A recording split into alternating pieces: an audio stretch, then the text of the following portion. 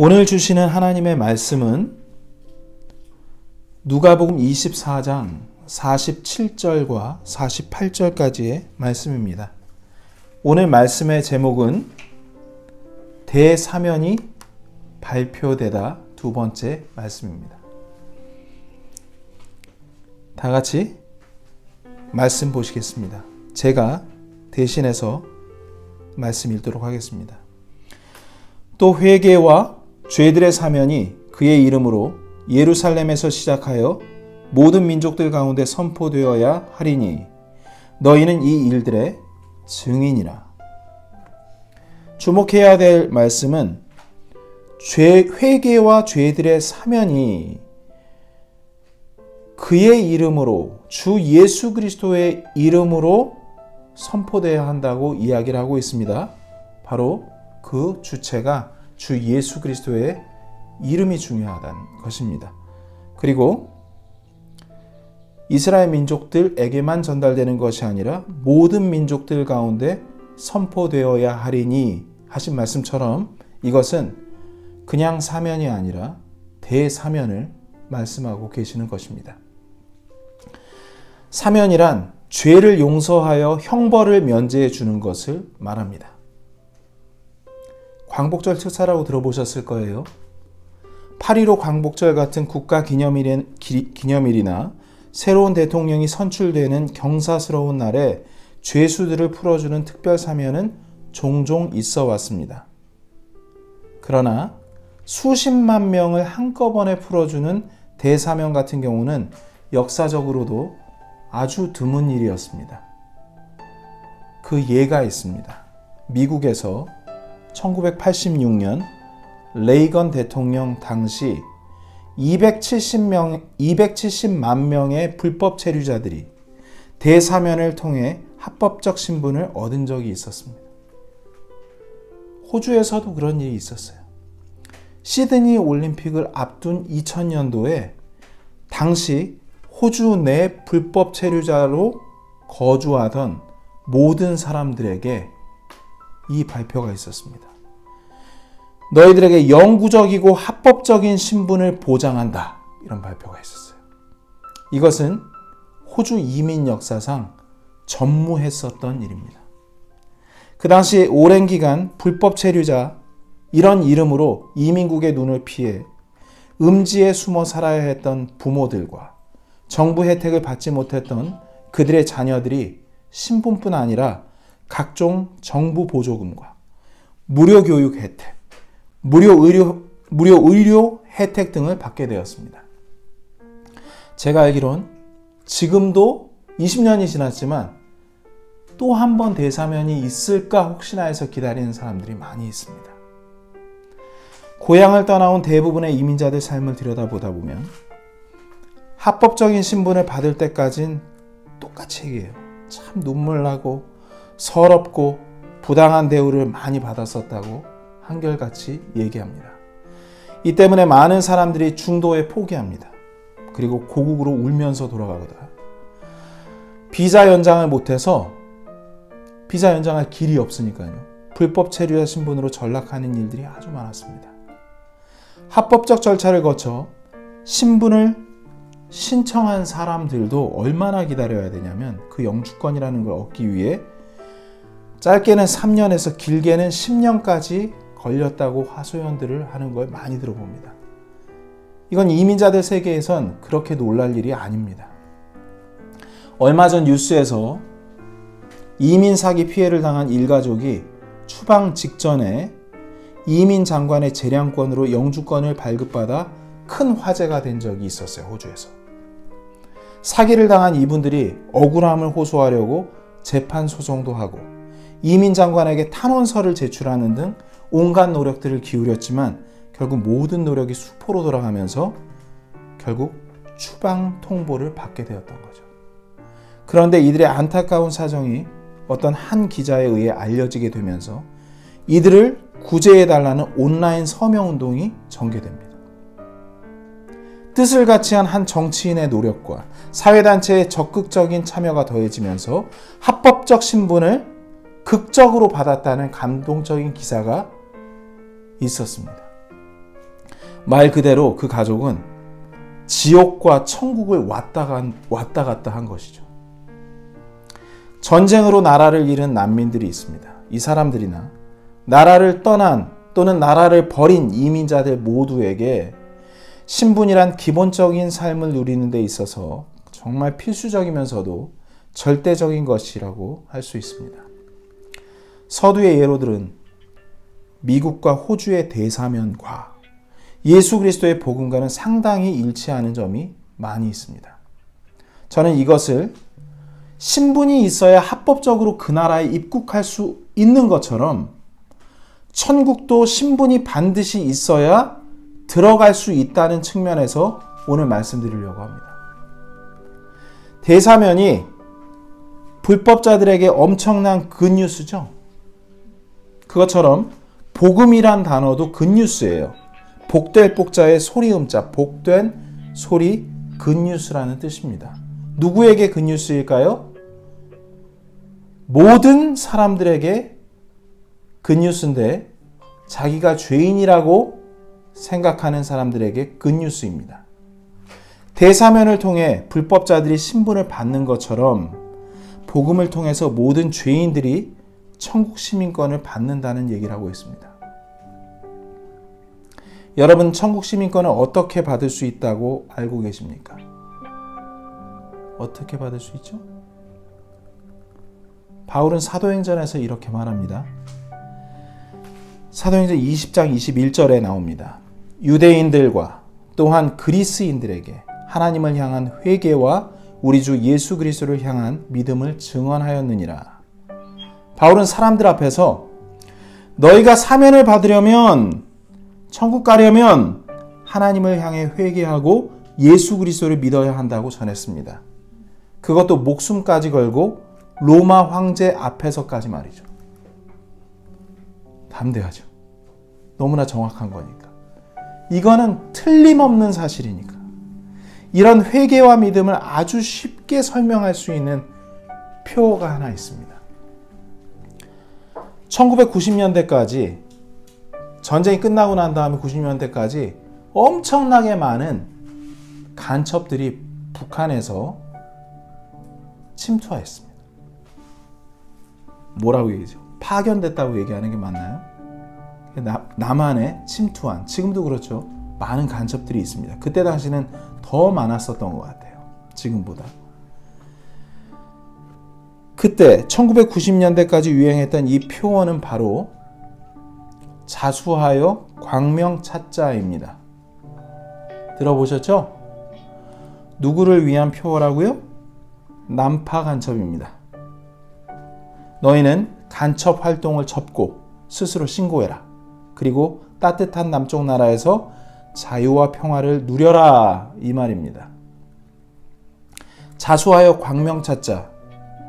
여러분, 자수의 뜻 아시죠? 제가 찾아보니까 범인이 스스로 수사기관에 찾아와 자기가 범인이라고 자백하는 것이 자수입니다. 이게 회개예요. 여러분, 쉽죠? 너무 쉽습니다.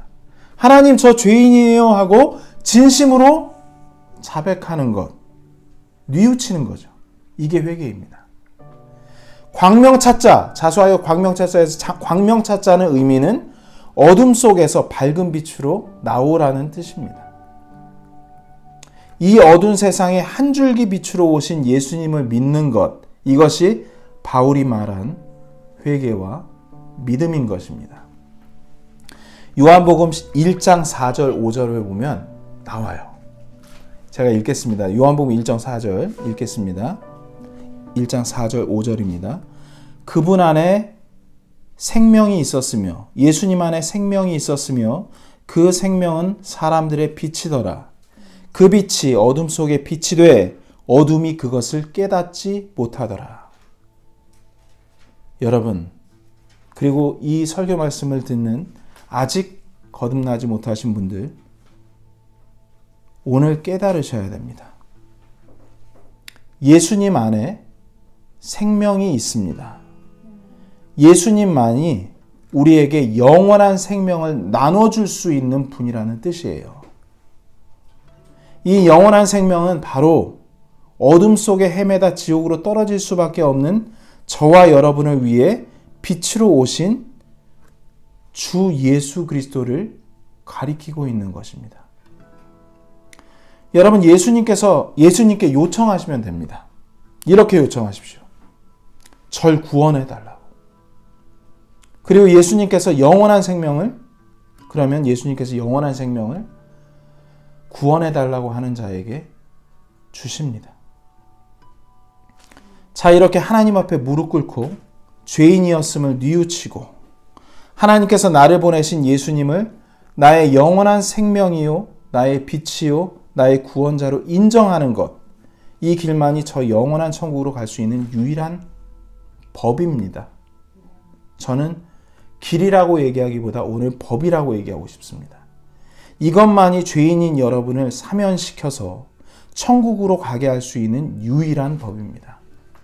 이게 하늘의 사면법입니다. 이사야서 55장 8절 9절 말씀에 이렇게 말씀하고 계십니다. 하나님께서 직접 내 법은 이거다 라고 말씀하세요. 내 생각들은 너희 생각들과 같지 아니하며 내 길들은 너희 길들과 같지 아니하니라. 주가 말하노라. 하늘들이 땅보다 높음같이 내 길들은 너희 길들보다 높으며 내 생각들은 너희 생각들보다 높으니라. 이 말씀처럼 하나님의 법과 사람의 법은 하늘과 땅 차이입니다. 그렇죠. 사람이 사는 이 땅의 법은 착한 일들을 해야 의인으로 인정받아요. 하지만 이보다 훨씬 더 크고 높은 하늘의 법이 온 세상을 지배하고 있는 게 맞습니까? 지배해야 되는 게 맞습니까? 당연하죠. 그 하늘에서는, 하나님 계시는 그 하늘에서는 예수님만 믿으면 의인으로 인정받습니다. 여러분의 생각과 분명 다를 겁니다. 여러분이 걷고자 하는 삶의 가치관과 틀립니다. 추구하는 길들과 전혀 다른 것입니다. 그러니까 하나님의 생각과 사람의 생각은 다르다고 말씀하신 것입니다. 하늘의 믿음법과 땅의 행위법이 틀린 겁니다. 여러분, 어떤 길이 쉬울까요? 여러분, 그리스도인들도 참 많은 죄들을 짓고 살아요. 화내고 실수하고 수많은 유혹들에 걸려 넘어집니다. 그래서 이 땅에서는 저 교회 다니는 사람들 좀 보라고, 더 나쁜 사람들이라고 손가락질하면서 조롱합니다. 그러나 하늘에 계신 하나님 아버지께서는 넌 예수님을 믿었으니 의인이야, 이렇게 인정해 주십니다. 다르죠? 어떤 길이 쉽습니까? 반전이죠. 여러분, 하나님 앞에서 죄를 평생 딱 한 번 지은 사람이나 수많은 사람들을 유린하고 죽인 독재자나 하나님 앞에서는 도토리 키재기입니다. 하나님 앞에서는 똑같은 죄인이란 말입니다. 성경엔 이런 하나님을 불공평하다고 불평하는 사람이 나와요. 하나님께서는 그에게 이렇게 말씀하십니다. 제가 로마서 말씀을 가져와서 잠깐 읽어드릴게요. 로마서 9장 20절에 이렇게 말씀하십니다. 오 사람아, 네가 누구이기에 하나님께 대꾸하느냐?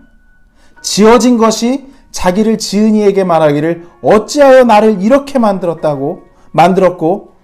어찌하여 나를 이렇게 만들었다고 하겠느냐? 이 장면은 무슨 말씀이냐면, 네가 나를 가르치려 하느냐? 이게 나의 법이니 네가 상관할 바가 아니라고 말씀하시는 겁니다.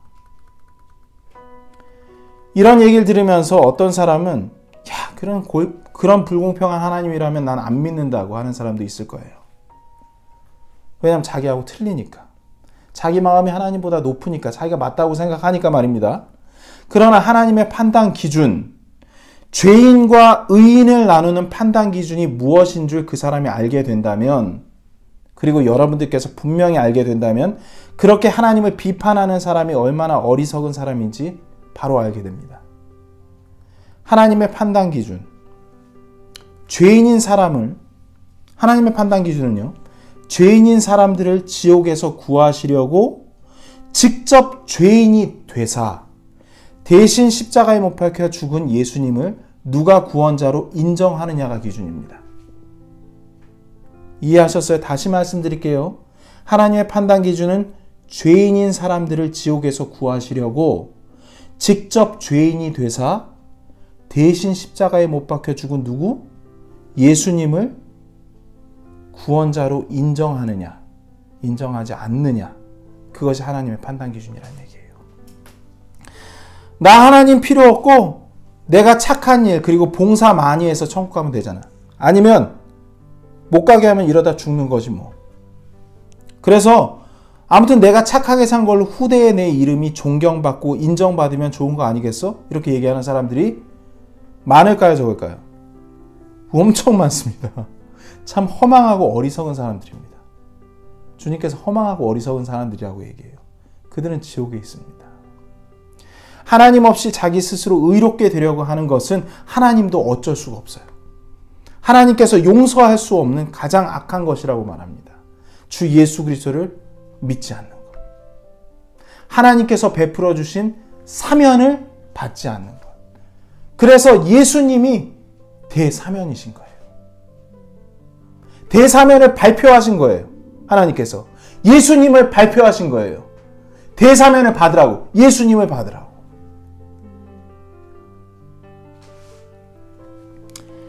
여러분, 사람의 길, 이건 멸망하는 길입니다.